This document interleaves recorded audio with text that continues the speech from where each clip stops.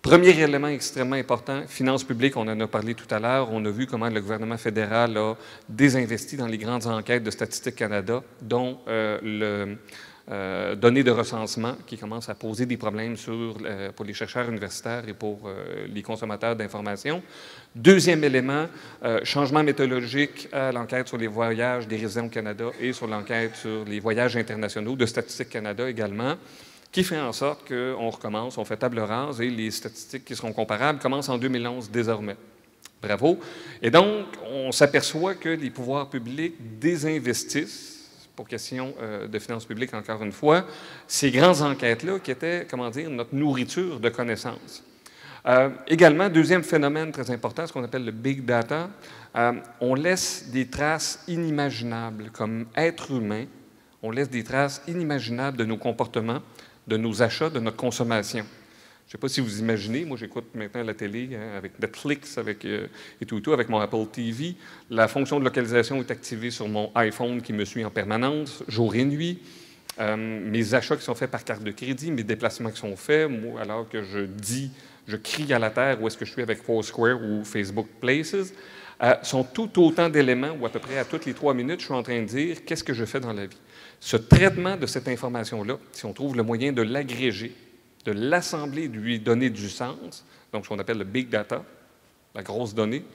Données massives. Ah, j'aimais ça, grosse donnée, moi. Données massives.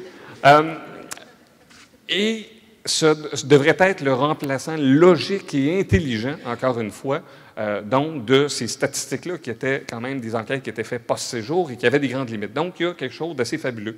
D'ailleurs, je me permets de faire un petit placement publicitaire. À la Chaire, on a signé une entente avec un groupe catalan de recherche qui était présent au symposium les 24 et 25 septembre sur le tourisme, par laquelle ça va être un projet, effectivement, où des touristes rempliront un questionnaire pour expliquer en début de séjour qu'est-ce qu'ils font, et ils auront une petite bébelle qui va leur permettre de suivre et d'approuver et, comment dire, de donner un petit score, donc d'évaluer donc leur séjour, et tout ça devrait commencer à être le début de cette réflexion-là, donc du traitement de données réelles et non pas des estimés faits post-séjour.